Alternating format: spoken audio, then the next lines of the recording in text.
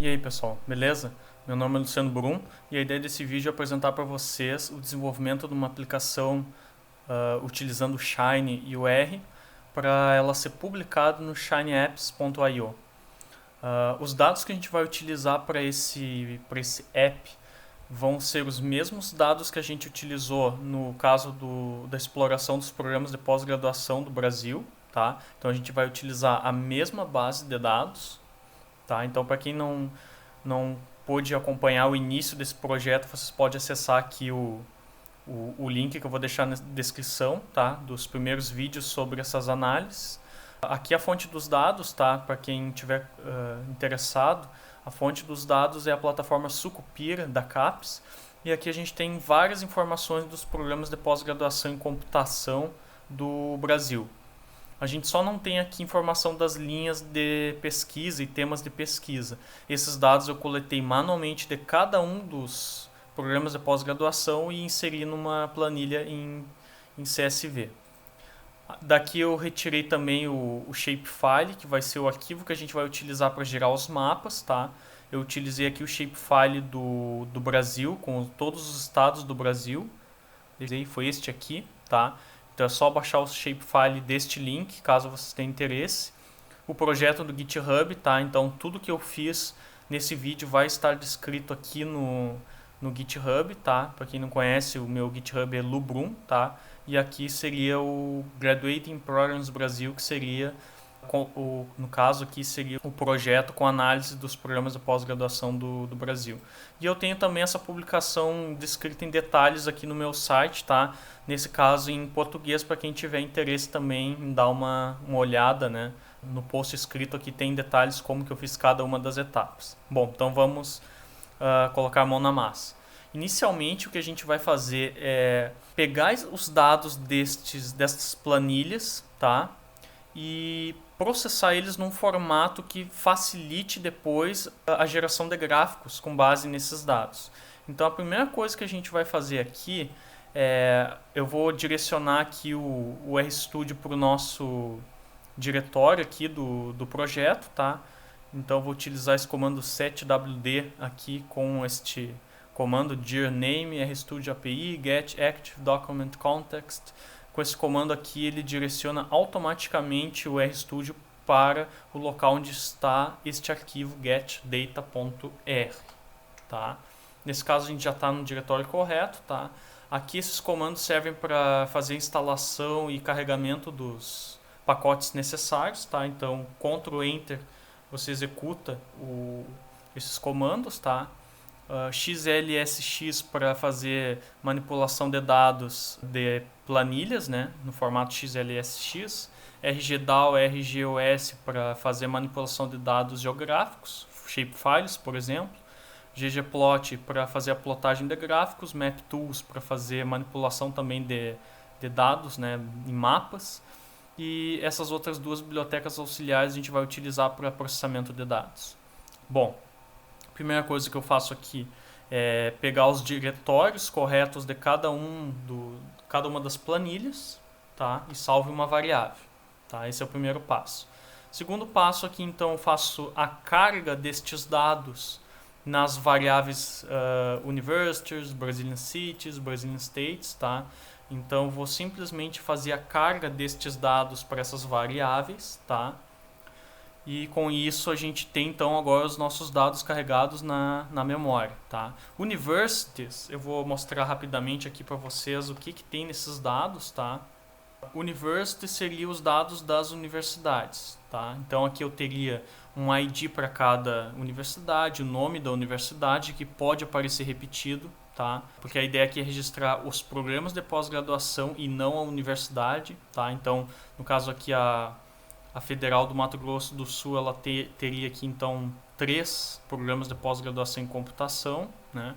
O código da universidade, aqui o curso seria um identificador para fazer a identificação do curso de pós-graduação.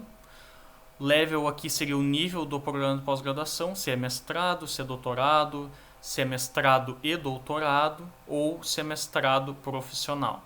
Grade aqui seria a nota da CAPES para esse programa de pós-graduação. latitude e longitude da localização dessa universidade, um ID da cidade e o ano em que foi criada essa universidade, tá? Pessoal, não vou mostrar aqui cada um dos datasets, cada uma das planilhas, porque são muitas informações, tá? Então, quem tiver curiosidade de ver em detalhes, vocês podem acessar meu GitHub, que eu mostro em detalhes, e também nos vídeos anteriores eu apresento em detalhes o que é cada uma dessas planilhas que eu fiz a coleta dos dados. Então, o próximo passo é fazer uma união de todos esses dados em um único data frame que eu chamo de AllData. Tá? Então, para fazer a junção desses dados, a gente utiliza IDs, né? Por isso que eu tenho aqui códigos numéricos em vez de texto, porque eu vou utilizar este código para juntar com os dados de outras colunas de outras planilhas. Tá? Então, no final, esses códigos vão se tornar textos após eu fazer esses inner joins. Tá? Então, aqui eu começo fazendo um join das universidades com as cidades brasileiras, tá? Então eu vou rodar só este trecho de código aqui e vou visualizar o que contém o DataFrame AllData. E olhem só agora o conteúdo deste DataFrame. É o que a gente já tinha antes, tá? Só que agora a gente tem também o nome da cidade no nosso DataFrame, tá? E ainda uma label aqui, né, capital, para identificar se essa universidade está numa cidade que é capital de estado ou não, e um ID por estado. Então, na sequência, a gente vai fazer a junção aqui do AllData com todas as informações restantes, inclusive o nome do estado, né? Então, eu vou fazer essa junção, tá? E agora o nosso DataFrame ele tem, né, todos os dados que a gente realizou a coleta estão contidos nesse AllData. Tem 1090 observações, tá? Então agora a gente tem todos os nossos dados que a gente precisa manipular neste data frame. Tá? Então o próximo passo aqui é eliminar algumas colunas que ficaram, que não são do nosso interesse, tá?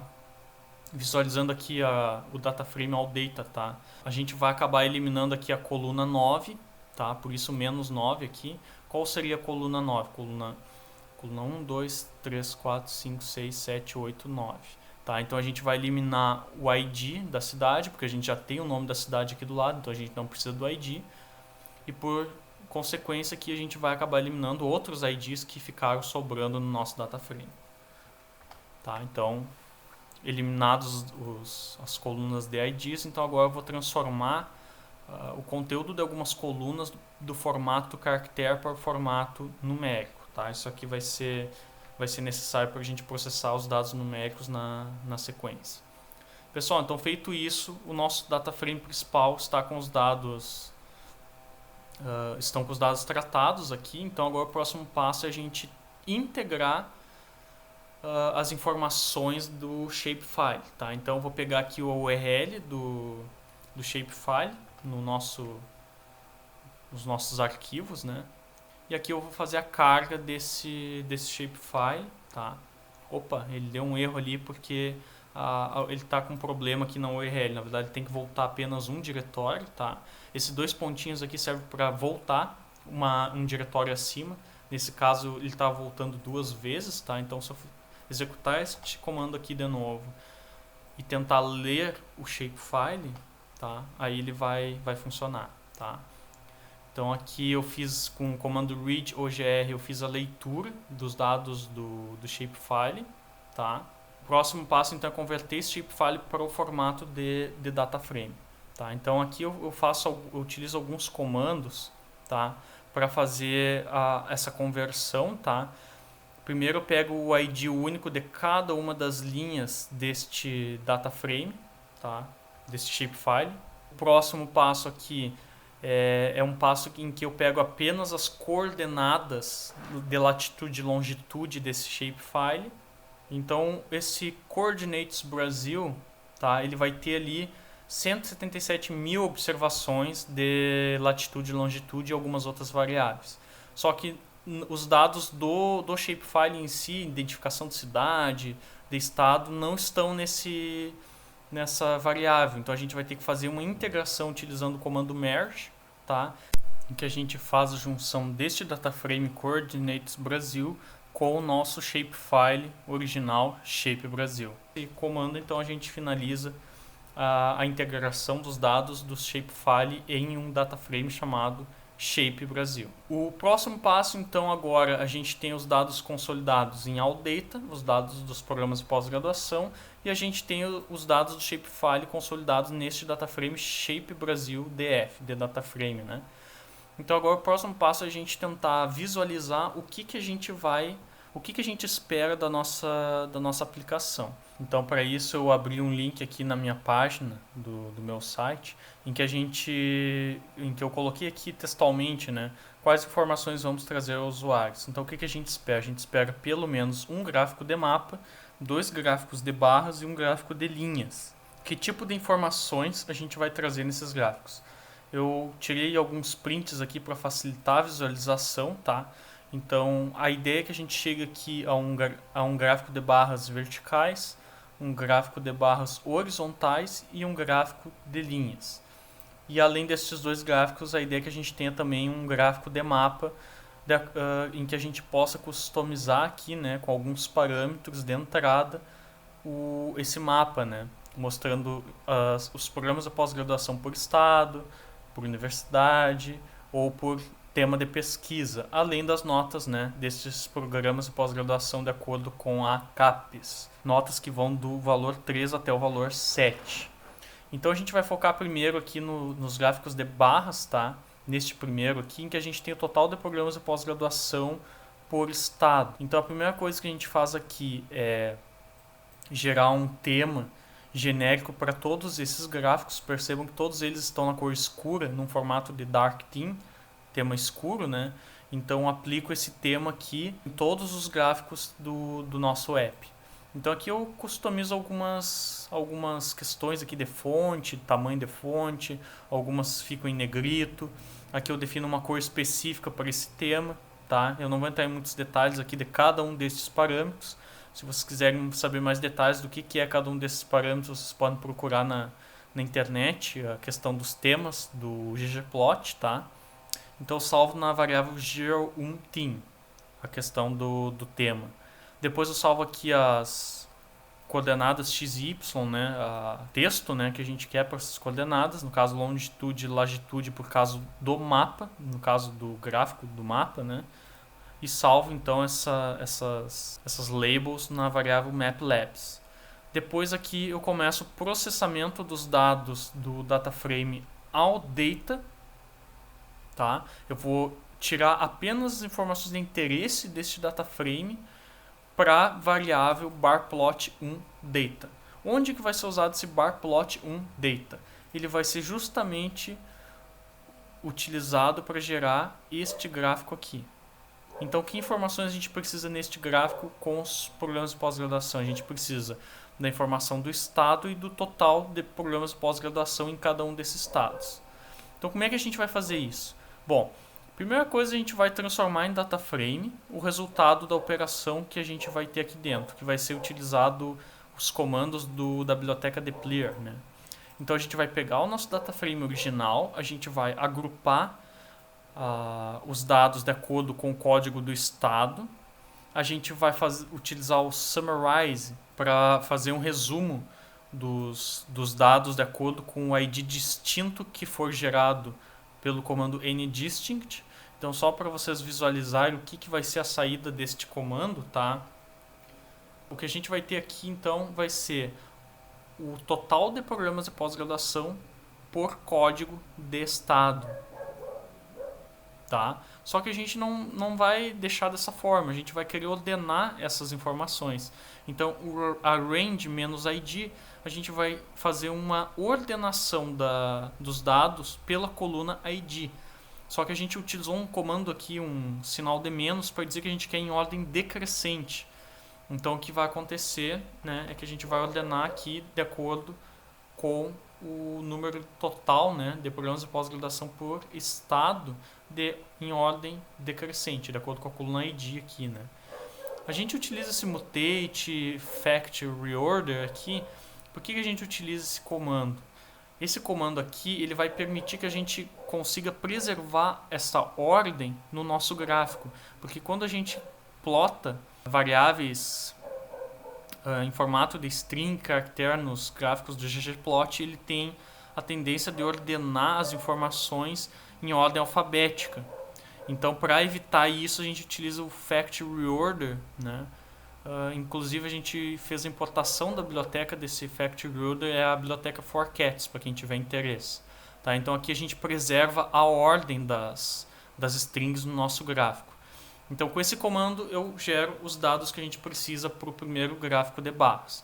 Aqui são apenas as labels, tá, que eu vou salvar para o primeiro gráfico, estados do Brasil, na escala X, na escala Y, número de programas, e aqui o que vai embaixo do gráfico, que são as fontes, né, a fonte dos dados, né. Então aqui a gente tem o resultado final, ó, estados do Brasil na X, né, na coordenada X, e na coordenada Y, número de programas, e aqui a fonte dos dados. Então esse vai ser o resultado final que a gente espera para o nosso primeiro gráfico. Então aqui a gente tem o nosso segundo gráfico com o total de programas de pós-graduação por linha de pesquisa.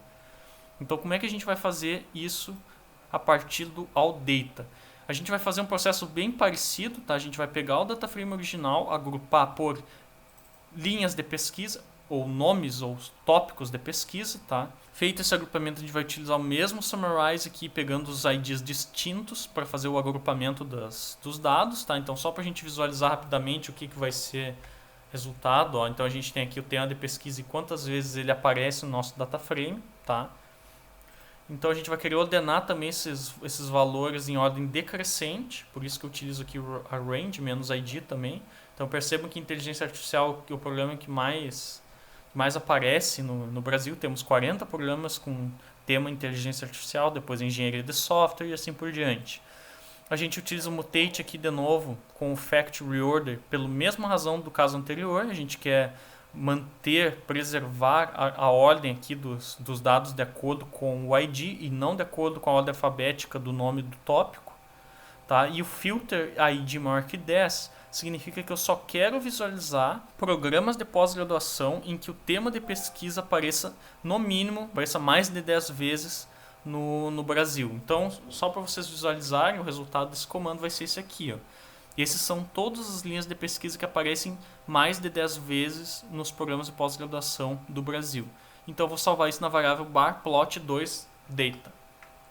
Aqui eu salvo as labels do nosso gráfico, vai ter só na escala Y aqui o número de programas de pós-graduação, tá? Salvo numa variável bar plot2labs, tá?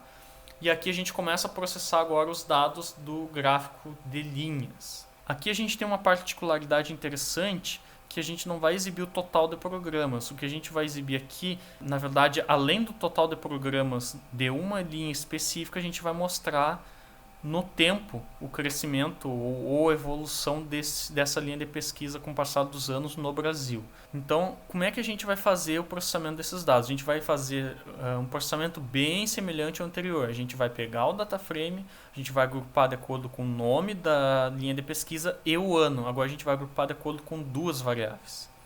Então a gente utiliza o Summarize novamente aqui para pegar os IDs distintos de cada uma das linhas geradas. E a gente vai ordenar de acordo com o ano, em ordem crescente dos dados. Então, o que a gente vai obter de resultado aqui, então?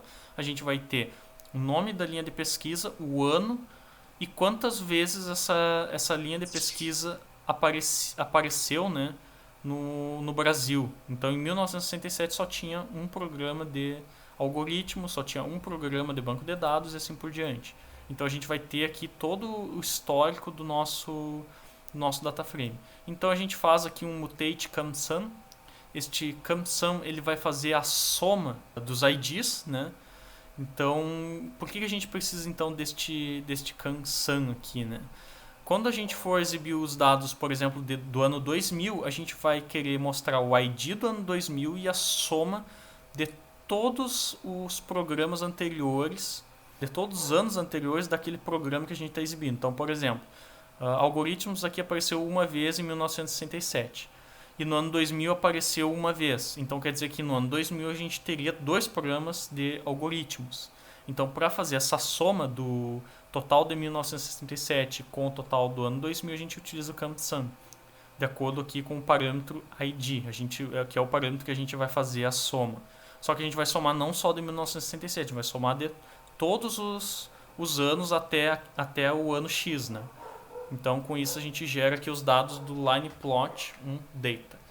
Pessoal, tem um detalhe interessante aqui no lineplot1data que eu vou mostrar para vocês agora, que é o seguinte: a gente vai ter aqui alguns gaps. Por exemplo, não surgiram programas de pós-graduação entre 1967 e 1971. Então isso é um problema, porque se a gente for exibir isso no gráfico de linha, a gente teria vários gaps aqui no gráfico. Então a gente teria vários zeros aqui e o gráfico ia ficar totalmente distorcido e não ia parecer que houve uma soma. Ia parecer que o programa surgiu e sumiu, surgiu e sumiu. Então, para corrigir esse problema, eu criei um pequeno algoritmo aqui no R, tá? Eu não vou explicar em detalhes porque foge um pouco do escopo, mas a ideia é que eu fiz um laço aqui para gerar registros quando não houve uma variação no número de programas de pós-graduação. Então, para exemplificar rapidamente aqui, vamos supor que aqui, nem precisa supor na verdade, em 1968 não surgiu nenhum programa de teoria da computação. Então, para eu permitir que esse dado apareça no gráfico, o meu algoritmo ele gerou um registro para a teoria da computação em 1968 com um ID específico e o CAMSUM dele ele se tornou o mesmo CAMSUM do ano anterior. Então, eu fiz isso para todas as linhas de pesquisa para todos os anos. Então, resumindo, é o que esse pequeno algoritmo aqui faz, tá? Então, eu vou rodar ele aqui, tá? E agora esse processo vai resolver o nosso problema, tá? Então, eu vou abrir de novo aqui o lineplot1data, tá? E aparentemente ele não aparece aqui, mas se eu ordenar por ano, tá? Agora todos os programas de pós-graduação eles têm registro em todos os anos, ó. 1967, 1968 até 2019. Feito isso, então, eu transformo os dados aqui de ano, ID, CAMSUM para numérico, tá? Porque por alguma razão aqui no algoritmo ele acaba transformando em factor, né? Então a gente transforma de volta para o formato numérico. E aqui a gente ordena os dados aqui, né, de acordo com a coluna ano deste data frame. Então é o que a gente faz aqui nesse comando. Criamos as labels então desse gráfico de linha, tá? Pessoal, então finalmente a gente terminou de organizar os nossos dados para geração dos gráficos, tá? Então, para o primeiro vídeo da sequência basicamente era isso, tá, pessoal? Então a gente finaliza aqui apenas salvando todo esse ambiente que a gente desenvolveu, as variáveis, os pacotes que a gente importou, a gente vai salvar num arquivo chamado alldata.rdata. No próximo vídeo, então, eu explico em mais detalhes para que a gente vai utilizar esse arquivo rdata com todo o nosso ambiente que a gente gerou nesse vídeo. Se vocês gostaram do vídeo, deixem o like, por favor, compartilhem aí com seus colegas que gostam de fazer análise de dados, tá? Então, o próximo vídeo eu vou abordar em detalhes como a gente vai utilizar esse conjunto de dados aqui que a gente gerou nesse vídeo e como que a gente vai desenvolver a interface da nossa aplicação e também a parte do servidor que vai processar os dados de entrada para geração, por exemplo, desse mapa num formato interativo. Muito obrigado e até a próxima.